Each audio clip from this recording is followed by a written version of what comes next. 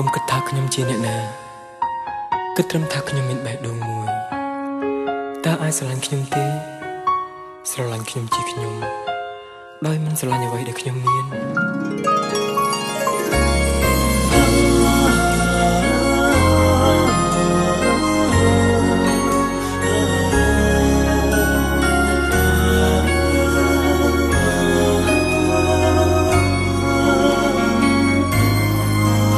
មានពេលខ្លះគិតប្តឹងប្តឹងថាមិនអាចជឿជាក់លើស្នេហាគឺជារឿងអាត្មានិយមគេមិនមែនស្រឡាញ់ព្រោះខ្ញុំជាខ្ញុំគេស្រឡាញ់តែអ្វីដែលខ្ញុំមានគេស្រឡាញ់ព្រោះខ្ញុំសង្ហាព្រោះថាខ្ញុំមានការងារល្អមិនដែលខ្វល់នឹកនាដល់ពេលខ្ញុំគ្មានស្រឡាញ់ខ្ញុំព្រោះខ្ញុំអ្នកមានដឹងទេថាខ្ញុំឯកា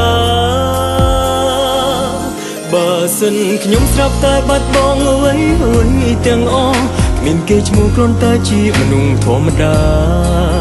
គឺជាអ្នកក្រក្រៃគ្មានសូម្បីគ្រួសារចង់ដឹងថាស្រឡាញ់ខ្ញុំទៀតទេចង់បើខ្ញុំពេលនេះជាមនុស្សដែលគ្មានអ្វីទាំងអស់មានតែម្យ៉ាងគឺបេះដូងមួយដែលស្មងស្នេហ៍តើមានប៉ុន្មានអ្នកព្រមស្មោះស្ម័គ្រខ្ញុំដែរមនុស្សមានតែបេះដូងសងស្នេហាមុនស្រឡាញ់អ្នកណាម្នាក់តើអ្នកសំលឹងអ្វីតើអត្ថន័យនៃក្តីស្រឡាញ់មានទំហំប៉ុណ្ណាអ្នកខ្លះជឿលើគូវាសនាចុះរូបខ្ញុំគូព្រេងនៅឯណាខ្ញុំរងចាំ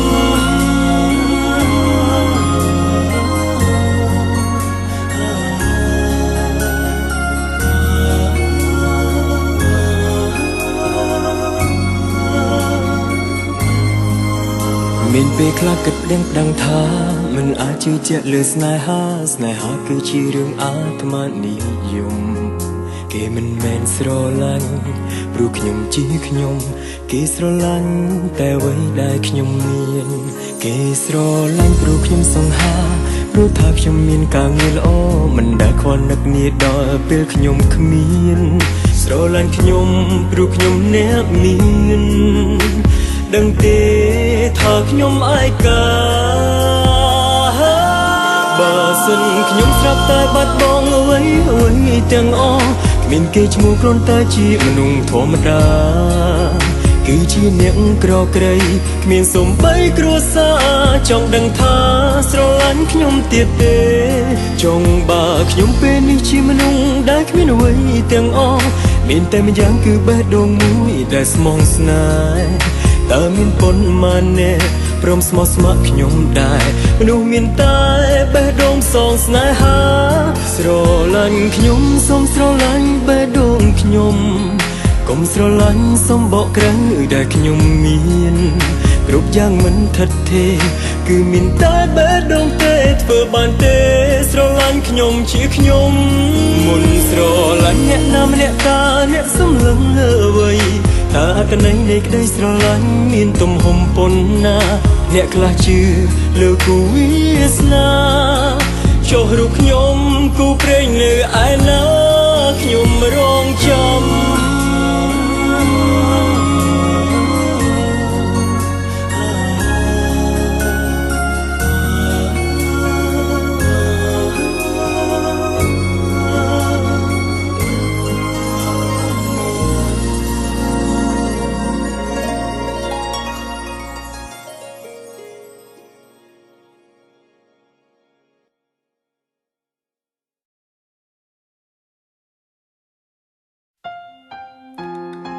សួរខ្លួនឯងទៅ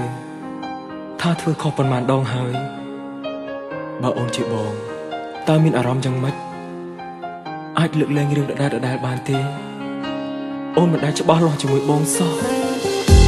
ទុកបងជាអ្វីបងមិនខ្វល់ថាអូននឹងខុសឬអត់នោះទេគឺពេលនេះបងលើកលែងឲ្យអូនលេងបានទៀតហើយ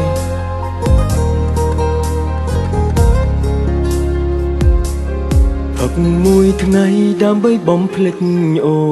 នគិតមួយថ្ងៃកាត់ចិត្តពីអូនបិទទូរស័ព្ទមិនចង់ស្ដាប់សំឡេងអូនប បែកពីអូនទៅចិត្តបងអងព្រួយកុំប្រាប់ថាដឹងខំពេលនេះព្រមដងនឹងមិនមែនលើកទី1កុំយំយែស្រែកថាស្ដាយក្រោយអូពេលហើយទូយំក៏មិនអាចស្រោចស្រង់អ្វីបានអូនដឹងថាអូនគ្មានមុខមកសុំឲ្យបងលើកលែងទេអូនមិនល្អដែលតាក់ទងនឹងអ្នកផ្សេងតែអូនពិតជាមិនបានតាំងចិត្តក្បត់បងមែនគ្រាន់តែពេលនេះអូនដឹងច្បាស់ហើយថាអូនពិតជាស្រឡាញ់បងខ្លាំងណាស់មិនអាចរស់នៅបាននៅគ្មានបងនោះទេធ្វើយ៉ាងណាទើបបងព្រមលើកលែងឲ្យអូនម្ដងទៀត